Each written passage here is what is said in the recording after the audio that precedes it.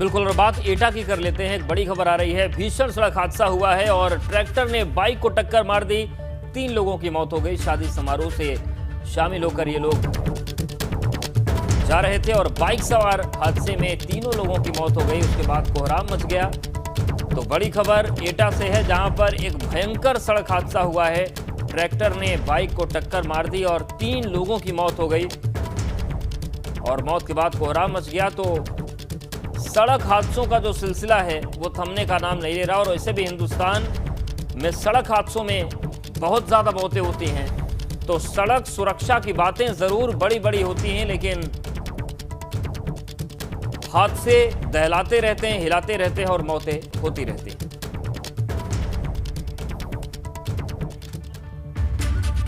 इधर ललितपुर में चलती स्कूटी में आग लग गई। अचानक स्कूटी में आग से भगदड़ मच गई। आग लगते ही मौके से स्कूटी सवार भाग गया। आग बुझाने के लिए स्कूटी को नदी में फेंक दिया गया। ये देखिए कैसे ये सब कुछ हुआ। ललितपुर की तस्वीर है, आप देख रहे हैं स्कूटी धू धू करके जल रही है। बुझाने का प्रयास कर रहे हैं कुछ लोग। इसको बुझाने के प्रयास कैसे किए गए ये भी आप देखिए।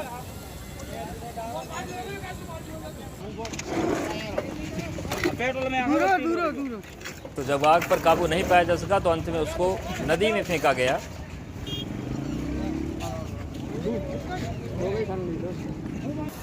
तो ललितपुर की ये तस्वीर है, जहां पर चलती स्कूटी में आग लग गई। तो स्कूटी में लगी आग को बुझाने के लिए जबरदस्त प्रयास करने पड़े हर प्रकार के। यहाँ पर बुझाने का प्रयास कर रहे हैं कुछ लोग। और भदोही की बात करते हैं, जहां पर एक शख्स ने डबल मर्डर को अंजाम दिया। आरोपी ने न सिर्फ अपने भाई और भाभी को मौत के घाट उतारा, बल्कि 9 महीने के बच्चे को पीट पीट कर अधमरा कर दिया, जिसका अस्पताल में इलाज चल रहा है। वहीं हत्या के आरोपी भाई की तलाश में पुलिस जुटी हुई है। तो भदोही में दिल दहलाने वाली तस्वीर हुई है। भाई और भाभी की हत्या की और एक 9 महीने के बच्चे को पीट पीट कर अधमरा कर दिया। और निश्चित तौर से ऐसे लोग कम से कम इंसान तो नहीं कहे जा सकते।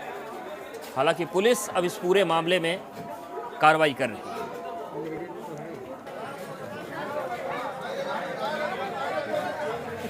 तो भदोही में डबल मर्डर की वारदात को अंजाम दिया। अगली बड़ी अपडेट सीतापुर से है। वहां पर डबल मर्डर से सनसनी फैल गई। कमलापुर में बुजुर्ग दंपति के घर में हत्या हुई। अभी हत्या के कारणों का खुलासा नहीं हो पाया है। देर रात करीब 10 बजे इस हत्या को अंजाम दिए जाने की आशंका है। सनसनी फैली हुई है पूरे इलाके में। डबल मर्डर से सनसनी सीतापुर में। बुजुर्ग दंपति के घर में घुसकर हत्या। आशंका है रात 10 बजे ऐसा हुआ। क्या कारण थे इस हत्या के, ये अभी तक स्पष्ट नहीं। सीतापुर से खबर, सनसनीखेज खबर।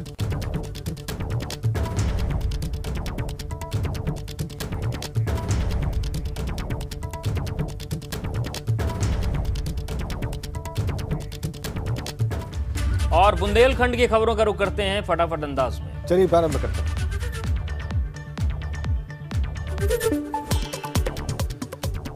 महोबा में बुंदेलखंड एक्सप्रेसवे पर काम करते समय हाइड्रा मशीन पलटने से एक मजदूर की मौत हो गई। अन्य मजदूरों ने ग्रामीणों की मदद से हाइड्रा मशीन के नीचे दबे शव को बाहर निकाला। कहा जा रहा है कि मृतक मजदूर उमरिया के पलझा गांव का रहने वाला था।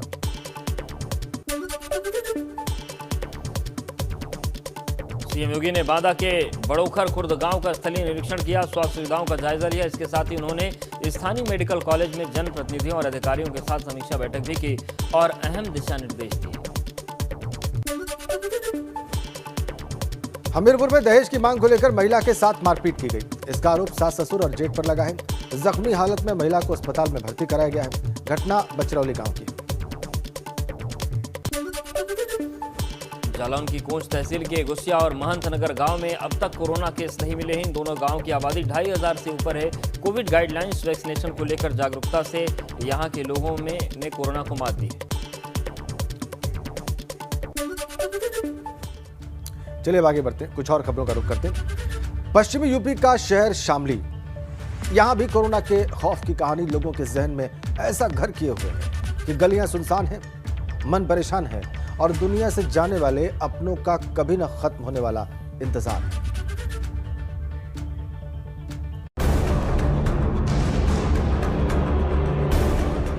गलियां सुनसान हैं, आंखों में अपनों के आने का कभी ना खत्म होने वाला इंतजार है।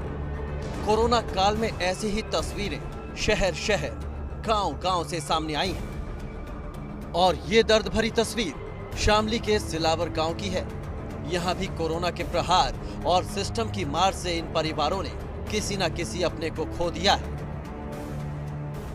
मेरे परिवार में मेरा बड़ा भाई सुरेंद्र सिंह जो L2 कोविड में एडमिट थे, 6 तारीख में उनको एडमिट कराया गया था और 20 तारीख में वो एक्सपायर हो गए। अच्छा, गांव कौन से, आपका कौन सा गांव है और कितनी मौत इसमें हो चुकी है? हमारा गांव सिलावर है। इसमें कोविड से 60 मौतें हो चुकी है। यहाँ पे इन्हें पहले बुखार आया, पहले वैक्सीन लगवाई थी, 15 दिन वैक्सीन के 10 दिन बाद में फिर बुखार आने लगा उन्हें। बुखार आने में फिर सांस में दिक्कत बनी, सांस में दिक्कत बढ़ने पे फिर हमने डॉक्टर को दिखाया, कहने तुम शामली ले जाओ, ज़्यादा परेशानी है, ऑक्सीजन से आ गई। ऑक्सीजन लगवाई, 3 दिन शामली रखी, वहाँ से फिर उन्होंने मेरा ट्रेफर कर दिया। ये तकलीफ किसी एक की नहीं है, बल्कि यहाँ तो जिस घर में नजर डालो वहाँ से पथराई आंखें ही बाहर झांकती दिखाई देंगी कि शायद कहीं से अब उनके परिवार का खोया हुआ सदस्य वापस आ जाए। किसी के घर से बुजुर्ग का साया उठ गया, किसी के घर में जवान मौत हो गई। करीब 2 महीने में इस गांव में 60 से ज्यादा लोगों की मौत हो चुकी है, जिसके बाद यहाँ या तो सन्नाटा पसरा हुआ है या फिर लोगों के दिलों में जानलेवा वायरस का खौफ समाया है। मौतों का आंकड़ा जी लगभग 50 के आसपास है, ऊपर भी हो सकता है, नीचे भी हो सकता है, और बहुत ही खौफ का माहौल है। और ऐसा कभी शायद बुजुर्ग भी हैं जो वो भी नहीं कहते कि ऐसा समय आया, इतनी मौतें लगातार हुई 2 महीनों में। ये पहली बार ऐसा हुआ है और बहुत ही ज़्यादा लोग मतलब डर में है, भय में है। मैं तो लगभग शायद 70-80% कोविड से ही होंगे ये लोग, क्योंकि कोई लोग हॉस्पिटल तक नहीं पहुँचे, शाम को बुखार हुआ, पता लगा दवाई ली, सुबह चले गए, क्योंकि लास्ट में उन्हें पता लगा। ऐसा नहीं है कि सिलावर गांव में सिर्फ सभी मौतें कोरोना से ही हुई हैं। कुछ और बीमारियों ने भी यहां लोगों की जान लेने का काम किया है। लगातार गांव में सैनिटाइजेशन हो रहा है, टेस्टिंग भी की जा रही है, लेकिन फिर भी मौत का खौफ ऐसा है कि लोग सिर्फ ऊपर वाले का नाम जप कर ही अपना टाइम काट रहे हैं। शामली से पंकज प्रजापति के साथ ब्यूरो रिपोर्ट, ABP गंगा। तो चलिए कुछ और खबरों की शुरुआत करते हैं और अब बात फतेहपुर की होगी।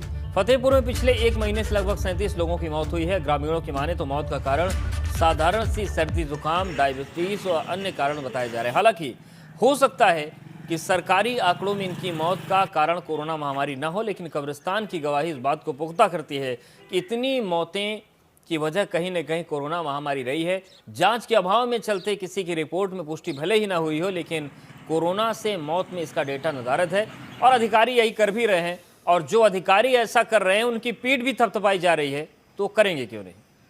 सर्वे किया है। अच्छा, वो बयान देने के बाद? हाँ, बयान देने के बाद मैंने सर्वे किया। अच्छा, तभी यहाँ का है, पूरे गांव का।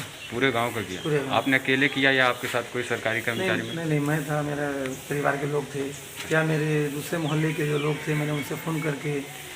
किस उम्र के लोग थे ज़्यादातर जिनकी मौतें हुई हैं, कुछ अंदाजा आप बता सकते हैं? इसमें ज़्यादातर उम्र दराज लोग थे, कोई 80, कोई 90, कोई 85, कोई 70, 75, 60, ज़्यादातर लोग ज़्यादा उम्र के। और इधर मथुरा में कोरोना वायरस पर आस्था भारी दिखी। यह वृंदावन के परिक्रमा मार्ग पर भक्तों का जनसैलाब उमड़ पड़ा। यहाँ एकादशी पर रात में काफी संख्या में श्रद्धालु परिक्रमा करते नजर आए और इसके बाद मौके पर पहुंची पुलिस ने उन्हें वापस लौटने की अपील की। तो ये मथुरा की तस्वीरें हैं। दरअसल कल एक बड़ा संयोग था। कल त्रिस्पर्शा एकादशी थी, जो सदियों में एक बार आती है, और शायद यही वजह थी कि लोग नियमों को ना मानते हुए पहुंच गए। हालांकि पुलिस ने उन्हें वहां से वापस कर दिया।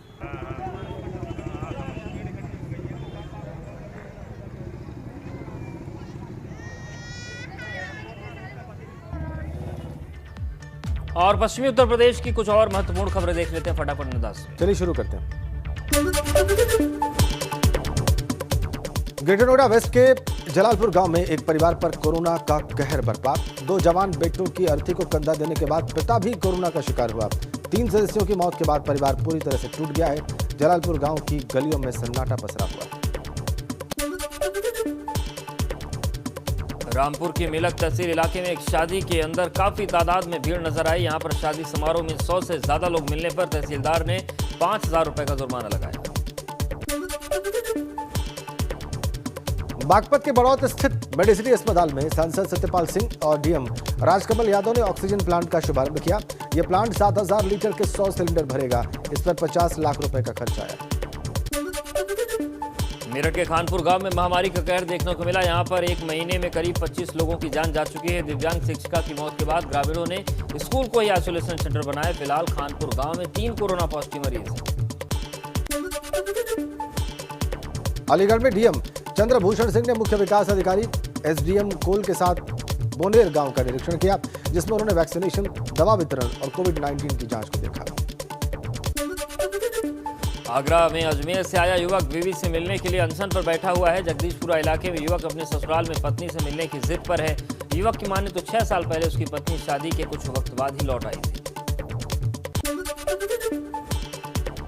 गाजियाबाद के नंदग्राम इलाके में एक गोदाम के अंदर भीषण आग लग गई। ये पॉलीथीन का गोदाम अवैध रूप से चल रहा था। इसमें आग लगने की वजह साफ नहीं है।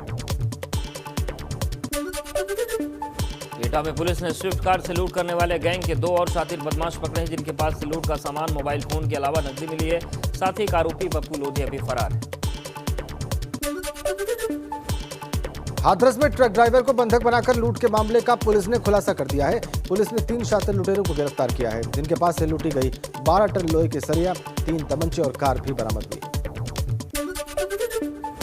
फिरोजाबाद के शिकोहाबाद में अंधविश्वास की तस्वीर सामने आई, जहां नगर पालिका के सभासद के साथ 3 लोगों ने हवन कुंड की लकड़ी ठेले पर रख पूरे शिकोहाबाद में घुमाया और इस हवन कुंड से वातावरण साफ कर वायरस खत्म करने की बात कही। और यहाँ रुक रहे हैं एक छोटे से ब्रेक के लिए। जब लौटेंगे तो बात करेंगे उत्तराखंड की। बिल्कुल, चलिए उत्तराखंड की बात करते हैं। उत्तराखंड में बहुत तेजी से कोरोना के नए मरीजों की संख्या में गिरावट दिखाई दे रही है। पिछले 24 घंटों में पहाड़ पर 3050 नए मामले सामने आए। 53 मरीजों की जान भी पिछले 24 घंटों में गई है और अभी भी उत्तराखंड में लगभग 54,735 एक्टिव केसेस हैं। तो एक दिन के भीतर जो मामले हैं वो पिछले 24 घंटों के मुकाबले में कम हुए हैं। और देहरादून का रुख करते हैं। रवि कैदुरा हमारे साथ जुड़ गए हैं। रवि, क्या स्थिति है कोरोना की और उसको कंट्रोल को लेकर, और क्या कुछ नया हुआ है? जी, पिछले अगर 24 घंटों की बात करें तो ये ज़रूर देखा गया है कि उत्तराखंड में जो मामले हैं वो धीरे धीरे कम हो रहे हैं और इन 24 घंटों में 3050 मामले आए हैं। 53 और नई मौतें उत्तराखंड में हुई हैं। लेकिन जो लगातार मामले कम हैं वो ज़रूर राहत देते हैं। लेकिन अगर पहाड़ों की तरफ देखें तो पहाड़ों की तरफ अभी भी लगातार मामले बढ़ते जा रहे हैं। अगर मई महीने की बात करें जो 19% जो मौतों का आंकड़ा है वो पहाड़ों से है और 19 से 20 मई तक के अगर आंकड़ों पर गौर करें तो जो 20,000 नए मामले आए हैं वो पहाड़ों से आए। तो इस और ज़्यादा फोकस करने की ज़रूरत है। लेकिन हाँ, इतना ज़रूर है कि जो लगातार कोरोना के मामलों में गिरावट आ रही है और ये भी देखा जा रहा है कि जो अस्पताल हैं वहाँ पर जिस तरीके से लोगों को बेड्स नहीं मिल रहे थे और बड़ी दिक्कतें आ रही थी, अब वो धीरे धीरे स्थितियाँ सामान्य होती हुई नजर आ रही हैं। आईसीयू में बेड खाली है और ऐसे में तमाम अस्पतालों में बेड्स भी मिल रहे हैं। लेकिन अभी जिस तरीके से जनसंख्या के हिसाब से अगर बात करें और जिस हिसाब से अभी मामले आ रहे हैं वो उत्तराखंड में जनसंख्या हिसाब से काफ़ी ज़्यादा है। लेकिन आने वाले समय में ये ज़रूर कोशिश की जा रही है और ये अभी एक आशंका है कि मामले कहीं ना कहीं कम होंगे। अगर बैकलॉग की भी बात करें तो 11,000 रिपोर्ट्स ऐसी हैं जो कि अभी आना बाकी हैं, यानी कि मामले का आंकड़ा जो है ये थोड़ा सा बढ़ेगा। लेकिन आने वाले वक्त बनी हुई है, लेकिन फिर भी पहले से हालात अच्छे हैं। शुक्रिया रवि आपका जानकारी के लिए, अपडेट्स के लिए। और ये जो पूरी तस्वीर है इन सब के बीच, अब रुक करते हैं उत्तराखंड की खबरों का सुपरफास्ट अंदाज। चलिए शुरू करते हैं। बागेश्वर के बाद सीएम तीरथ रावत पिथौरागढ़ पहुंचे। उनके साथ पेयजल मंत्री बिशन सिंह चुफाल और सांसद अजय टमटा भी मौजूद थे। अपने दौरे के दौरान सीएम तीरथ रावत ने जिला अस्पताल पहुंचकर अस्पताल में भर्ती कोविड मरीजों का हालचाल जाना। कैबिनेट मंत्री गणेश जोशी ने विकास नगर का दौरा किया। इस दौरान उन्होंने प्राथमिक स्वास्थ्य केंद्र को 20 बेड मुहैया कराए।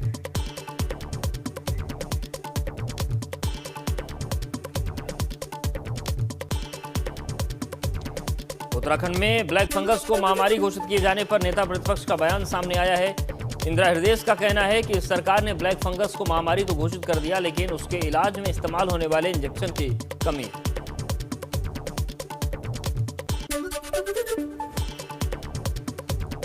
कोरोना को लेकर आम आदमी पार्टी ने भी सरकार पर निशाना साधा है। आम आदमी पार्टी का कहना है कि कोरोना गांव-गांव तक पैर पसार रहा है, मगर सरकार कोई ठोस कदम नहीं उठा रही।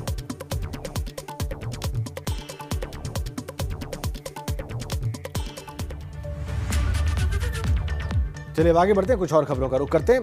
कोरोना की दूसरी वेव ने जब लोगों की सांसों को जकड़ना शुरू किया तो ऑक्सीजन की किल्लत का मरीजों को सामना करना पड़ा। दावा यह तक किया गया कि कोरोना का वायरस हवा में फैलता है, लोगों के शरीर तक सांसों के जरिए पहुंच रहा है। और ऐसे में अब एक राहत भरी खबर IIT कानपुर से सामने आई है, जहां पर एक ऐसी मशीन तैयार की गई है जो आपको शुद्ध हवा देगी। कोरोना का हवाई किलर तैयार किया गया है।